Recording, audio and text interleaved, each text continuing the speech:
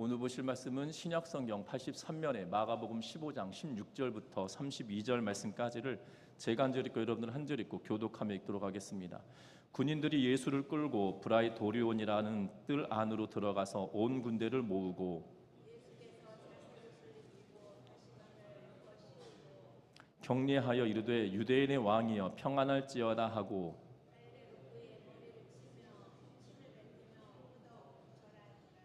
희롱을 다한 후 자색 옷을 벗기고 도로 그의 옷을 입히고 십자가에 못 박으려고 끌고 나아가니라.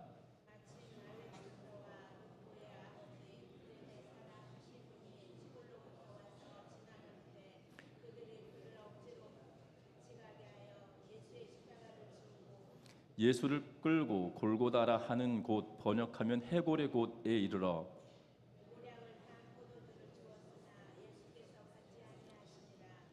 십자가에 못 박고 그 옷을 나눌세 누가 어느 것을 가질까 하여 제비를 뽑더라. 그 위에 있는 죄패에 유대인의 왕이라 썼고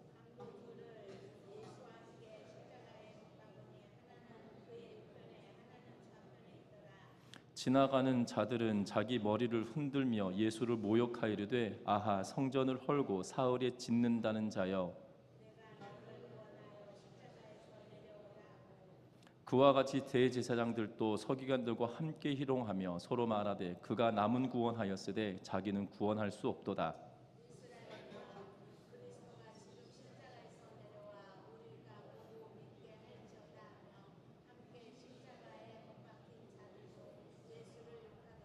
아멘. 우리 서로 인사 나누고 말씀 나눕니다. 사랑하고 축복합니다.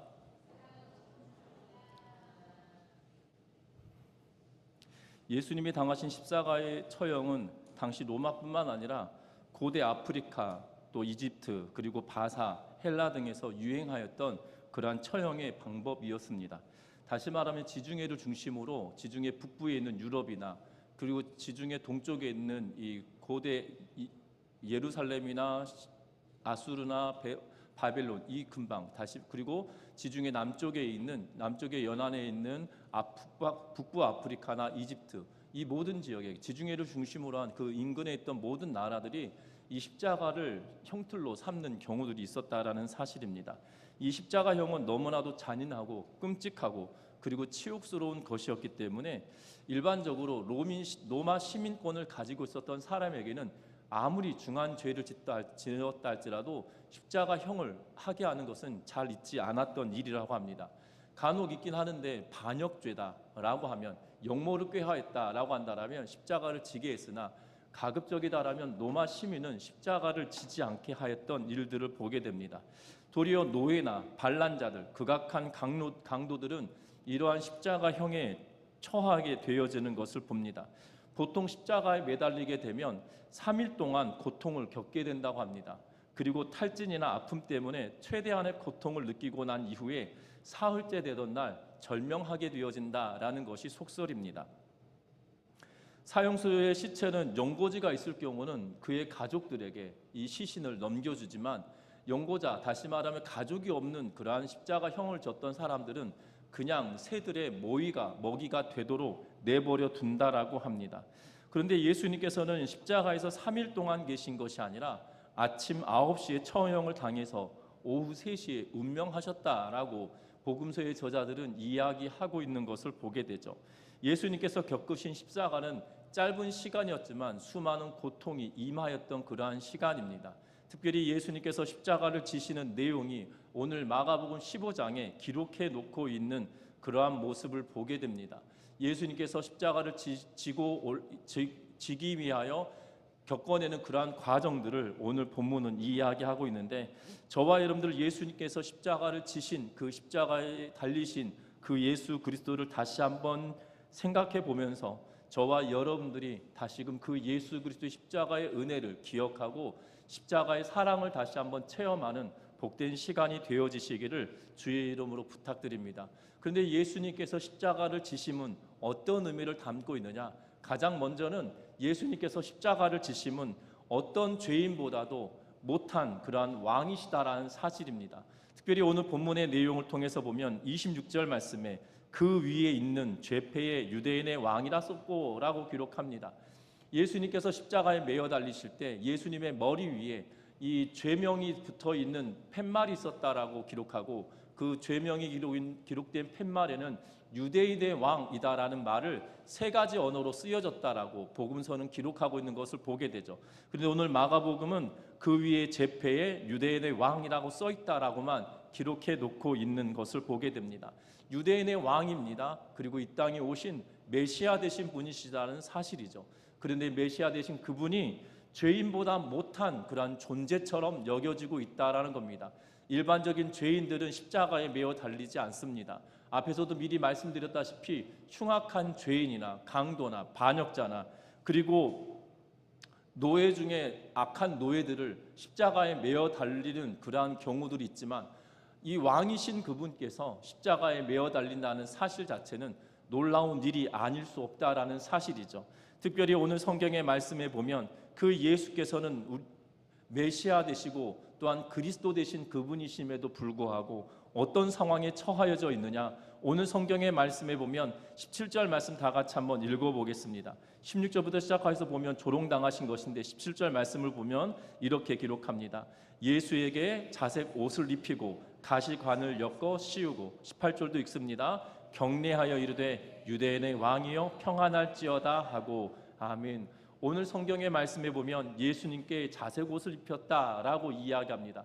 자색은 귀족들이 또한 왕가에서 입는 그러한 색깔의 복식이기도 합니다. 그런데 그 자색 옷을 예수님께 입힙니다. 그리고 가시관을 만들어서 면류관을 만들어 예수님의 머리에 씌웁니다. 마치 왕관처럼 만들어 그 머리에 씌웠다라는 의미죠. 그리고 갈대로 그것을 침으로, 그리고 침을 뱉고, 그리고 예수님께 경례하면서 유대인의 왕이다라고 조롱하고 희롱하고 있는 것을 보게 됩니다. 그리고 20절에 보니까 희롱을 다 마치고 나서는 그 자색 옷을 벗기고 도로 예수님의 옷을 다시 덧입히고 있는 그러한 모습을 보게 되죠. 예수님께서는 이런 조롱을 받으실 분이 아니셨다라는 사실입니다. 왜냐하면 예수님은 그리스도 되신 분이십니다. 그리스도는 헬라 표현으로 쓰면 그리스도지만 유대 표현으로 쓰면 메시아이고, 그리고 기름 부음 받은 자다라는 의미예요. 다시 말하면 기름 부을 때 3가지의 직분을 가진 자만이 유대인들에게 있어서만큼은 기름을 붓습니다. 가장 먼저는 왕에게 기름을 붓고, 그 다음에 선지자에게 기름을 붓고, 그 다음 마지막으로는 이 제사장에게 기름을 부어서 제사장의 역할을, 제사장이 임직을 할 때, 다시 말하면 성전에서 봉사할 수 있는 나이가 되어서 그가 제사장으로 임명받을 때 기름을 붓게 하고 있는 것을 보게 되죠. 그런데 분명한 것은 이 예수님은 메시아 되신 분으로 이 땅에 오셔서 왕으로 이 땅에 오셨다라는 사실입니다.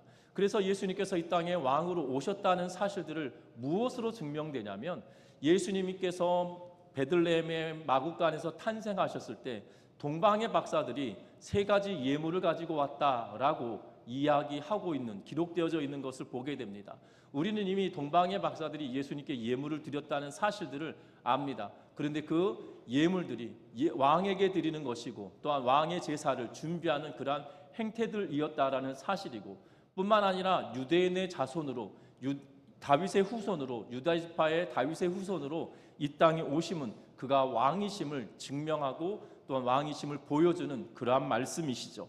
그러나 예수님께서 이 땅에 오심은 왕으로 오셨음에도 불구하고 오늘 성경의 말씀에 보니까 희롱당하고 모욕당하고 고통당하고 계시는 그러한 모습을 봅니다. 그런데 이 모든 상황을 예수님께는 감내하고 계시는 모습을 보게 되죠. 왜냐하면 이사야 50장 6절에 이렇게 기록하고 있습니다.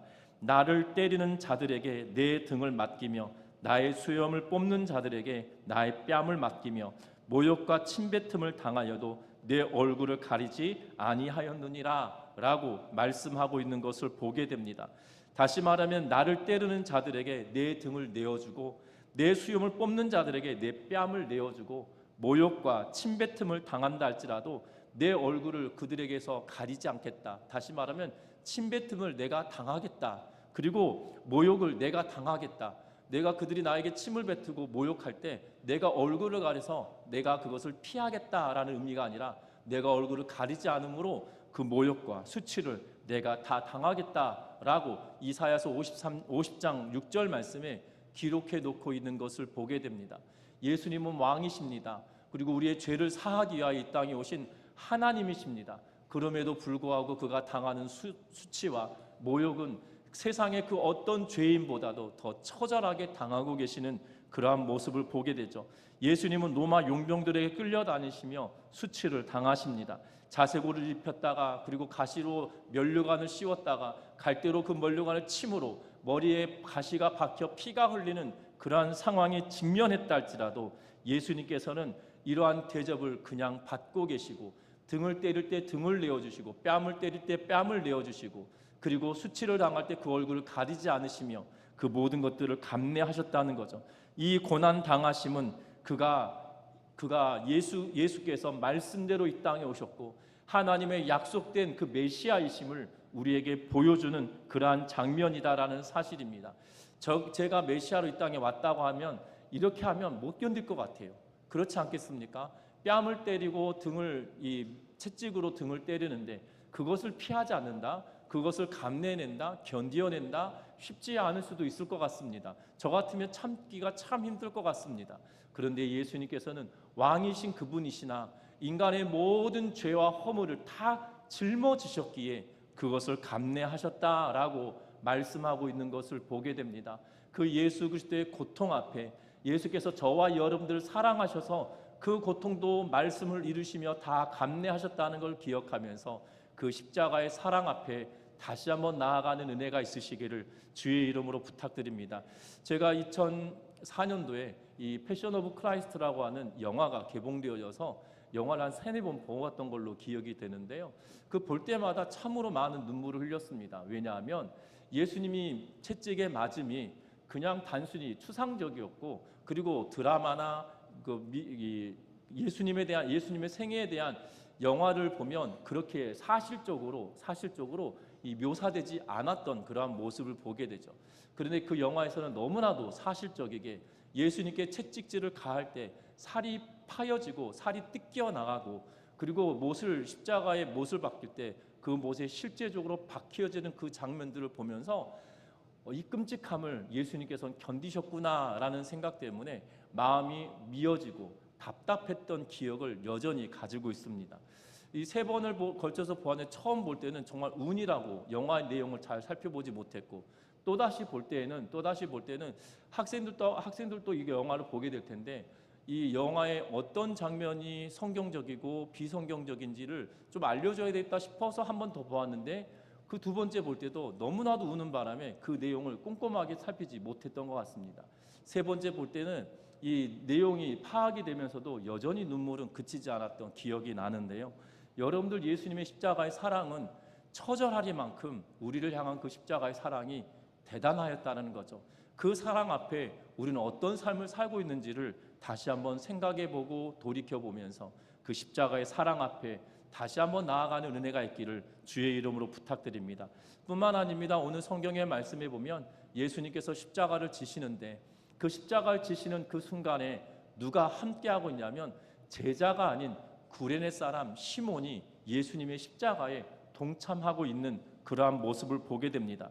골고다를 향해 예수님께서 십자가의 행렬을 가운데 나아가게 됩니다. 왜 십자가의 행렬이라고 말씀을 드리냐면 예수님 혼자 당시 십자가를 지셨던 것이 아니라 양편에 강도들이 있었기에 어찌 보면 죄수들 예수님과 더불어 2명의 십자가를 지는 사람이 더 있어서 그 골고다 언덕으로 올라가는 행렬이 되었다는 거죠.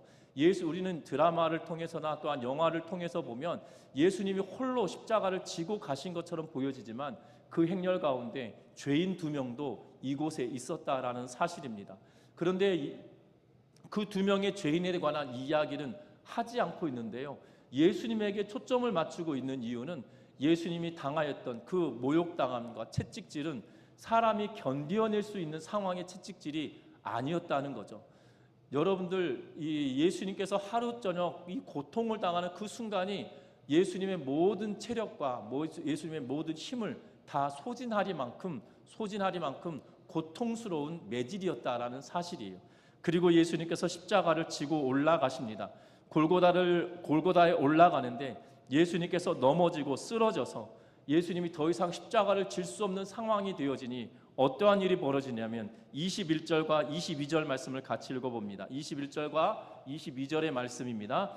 마침 알렉산더와 루포의 아버지인 구레네 사람 시몬이 시골로부터 와서 지나갔느니 그들이 그를 억지로 같이 가게 하여 예수의 십자가를 지우고 예수를 끌고 골고다라 하는 곳, 번역하면 해골의 곳에 이르러. 아멘. 오늘 성경에 보니까 알렉산더와 루포의 아버지 구레네 사람 시몬을 예수님의 십자가를 지는데 동행케 하였음을 이야기하고 있는 그러한 모습을 보게 됩니다. 예수님이 골고다에 십자가를 지고 올라가실 때 그 어떤 누구도 예수님과 함께하지 않았다라는 사실입니다. 여러분들 제자들은 다 뿔뿔이 흩어졌으며 베드로는 예수님을 3번이나 부인하며 그 자리를 떠났던 것들을 보게 되죠. 하지만 오늘 성경의 말씀에 보면 알렉산더와 루포의 아버지 시몬은 예수님의 십자가 지심에 동참케 하고 있는 그러한 모습을 보게 됩니다. 구레네 사람 시몬은 유월절 절기를 지키기 위하여 구레네라고 하는 지역에서 예루살렘으로 순례길을 떠났던 인물로 보여집니다. 그리고 그가 지나가던 중에 얼떨결에 붙들려서 예수님의 십자가를 지고 예수님의 처형장까지 함께 가고 있는 그러한 모습을 보게 되죠. 여러분들, 그런데 오늘 성경은 알렉산더와 루포의 아버지다라고 기록해 놓고 있는 것을 보게 됩니다. 알렉산더와 루포의 아버지라고 이야기하고 있는 이유는 지금 이 마가복음을 읽고 있을 때 알렉산더가 누구인지, 또한 루포가 누구인지, 마가가 기록한 이 복음서를 읽는 그러한 이 독자들은, 이 편지를 읽고 있는, 이 복음서를 읽고 있는 사람들은 알렉산더 그 사람, 루포 누구, 이걸 다 이해하고 있던 걸로 보여진다는 거죠. 그래서 알렉산더 루포의 아버지라고 하면 그 사람들의 아버지가 십자가를 함께 졌었어? 라고 이해가 되어진다는 겁니다. 특별히 로마서 16장 13절에 이렇게 이야기합니다. 주 안에서 택하심을 입은 루포와 그의 어머니에게 문안하라. 그의 어머니는 곧 내 어머니다 라고 하면서, 여기서 언급되어지는 루포가 이 구레네 사람 시몬의 아들일 거다라고 동일 인물일 걸로 우리는 읽혀내고 있는 것을 보게 되죠. 어찌되었던 예수님의 십자가를 지는 자는 제자가 아니었다는 거죠. 안타깝게도 예수님과 3년 동안 동행하였던 12명의 제자들 가운데 11명이겠죠. 가룟 유다가 이미 먼저 죽었기 때문에 11명의 제자들이 있었음에도 불구하고 그 누구도 예수님의 십자가를 함께 지는 그러한 상황은 아니었다는 겁니다. 도리어 예수님의 제자도 아닌 유월절 절기가 되어 예루살렘으로 순례길을 올랐던 이 구레네 사람 시몬만 예수님의 십자가를 함께 지며 나아가고 있는 그러한 모습을 보게 되죠. 그 이전에 구레네 사람 시몬이 예수를 믿었느냐, 그것은 알 수 없습니다. 그러나 전에 내려오는 전래되어지는 그러한 이야기를 통해서 보면 예수의 십자가를 짐으로 인하여 그 예수를 다시금 알게 되고 그 예수를 믿게 되었다라고 하는 것이 전설 같은 그러한 이야기이긴 하나, 분명한 것은 이 기회로 죄송합니다.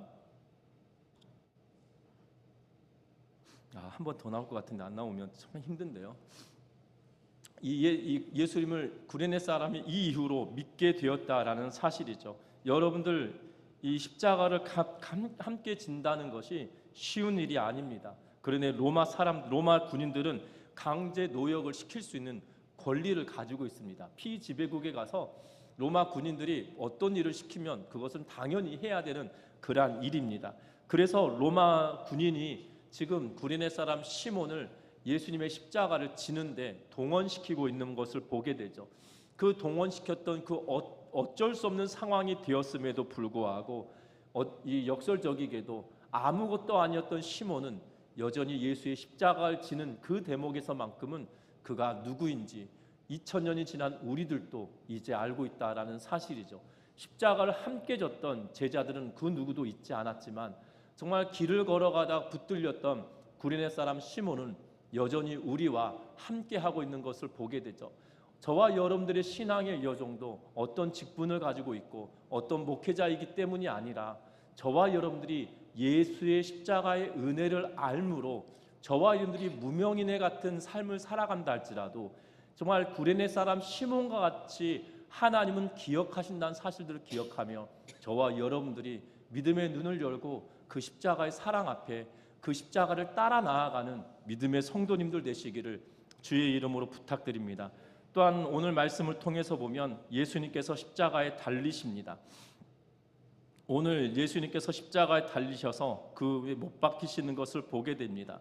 그리고 십자가에 매어 달리셨음에도 불구하고 여전히 대제사장과 서기관들은 그들을 예수님을 희롱하고 있는 내용들이 여전히 29절 이하부터 32절 말씀까지 계속적으로 기록되어져 있는 것을 보게 됩니다.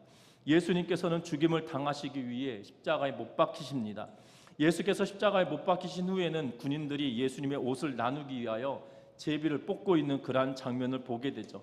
특별히 요한은 이 장면을 기록할 때 뭐라고 기록하고 있냐면 요한복음 19장 23절과 24절 말씀을 통해서 보면 군인들이 예수를 십자가에 못 박고 그의 옷을 취하여 네 깃을 나누어 각각 한 깃씩 얻고 속옷도 취하니 이 속옷은 호지 아냐고 위에서부터 통으로 짠 것이라. 군인들이 서로 말하되 이것을 찢지 말고 누가 얻나 제비 뽑자 하니 이는 성경에 그들이 내 옷을 나누고 내 옷을 제비 뽑나이다 한 것을 응하게 하려 함이다 라고 기록하고 있는 것을 보게 되죠.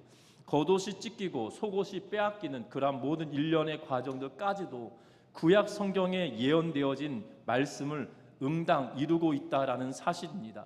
특별히 시편 22편 16절 말씀에 보면 이렇게 말합니다. 개들이 나를 에워쌌으며 악한 무리가 나를 둘러 내 수족을 찔렀나이다. 그리고 18절 말씀에 보면 내 겉옷을 나누며 내 속옷을 제비 뽑나이다 라고 하며 그 시편의 말씀이 실제적으로 이루어지며 예수의 겉옷은 찢겨 나갔고 예수의 속옷은 제비 뽑아 나누어질 것에 대하여서까지도 성경을 이루고 있는 그러한 모습을 보게 되죠. 여러분들 그 예수의 죽으심은 하나님의 치밀한 계획 가운데 기록된 구약의 말씀대로 이 땅에 이루신 그러한 사건이다라는 사실입니다.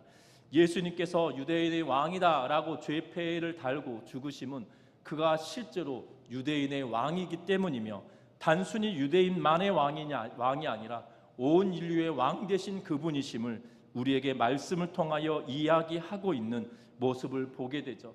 역설적이게도 예수님께서 십자가에 매어 달리심은 유대인들 입장, 다시 말하면 종교 지도자들 입장에서 보면 그 메시아라 일컬어지는 예수의 죽음은 그들의 승리처럼 여겨지지만 역설적이게도 예수님은 그들이 가르치는 성경의 말씀, 구약 성경의 말씀을 다 이루어 가고 계시는 그러한 모습을 보게 된다는 거죠.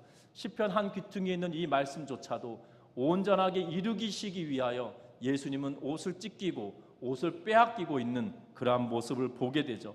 예수가 입은 옷을 제비 뽑고 좌우에 강도가 있고 또한 사람들의 모욕을 당하고 고통당하는 이 모든 일련의 과정들이 다 기록된 말씀을 이루고 계시는 그러한 모습을 보게 된다라는 사실입니다.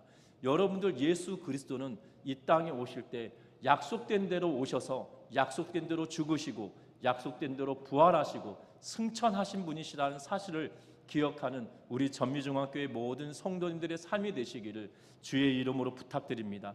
예수는 말씀으로 오셔서 말씀을 이루시고 말씀대로 행하셨던 분이시며 그 말씀을 죽기까지 복종하신 분이시라는 사실들을 기억하는 우리의 삶이 되시기를 주의 이름으로 부탁드립니다. 말씀을 맺으려고 합니다. 예수님의 십자가의 사랑은 놀랍습니다. 왜냐하면 예언된 구약의 말씀대로 이 땅에 오셔서 행하시고 당하시고 고통당하시고 죽음당하셨던 그 분이시기 때문이죠. 십자가를 향하는 길 자체가 고난의 연속이었고 고난의 시련의 끝을 보는 그러한 모습이지만 그럼에도 불구하고 말씀을 이루시고 성취하시는 분이셨을 뿐만 아니라 그 조롱당하는 그 상황에 십자가를 메어짐은 무명의 한 사람을 통하여 함께 이루고 있으며 또한 예수께서 이 땅에 오심은 왕이 되셨지만 죄인보다 못한 그러한 상황이었다 할지라도 그분이 우리를 향한 그 사랑을 펼치시고 인도하시고 이끌어내셨음을 기억하면서 그 십자가의 사랑 앞에 우리의 모든 것들을 내어 맡기고 그와 동행하는 믿음의 백성들의 삶이 되시기를 주의 이름으로 부탁드립니다. 말씀을 맺습니다. 여러분들 예수님의 사랑을 다시 한번 기억할 때 예수님의 십자가를 지심에 대해서 묵상해 보는 은혜가 있으시길 바랍니다. 왜냐하면 그 예수님의 사랑의 가장 절정은 십자가를 지심이기 때문이라는 사실입니다. 예수님의 십자가의 지심은 우리의 모든 죄와 허물을 다 거기에 함께 매달고 죽으셨기 때문이고, 그래서 그 십자가의 지심으로 인하여 우리가 죽고 또한 우리가 예수 그리스도의 부활로 말미암아 새 생명 얻게 되었다라는 시작점이기에 그 예수님의 사랑 앞에 다시 한번 온전히 나아가 예수 그리스도를 묵상하며 우리의 삶을 내어 맡기는 우리 모두의 삶이 되시기를 주의 이름으로 부탁드립니다. 기도합니다.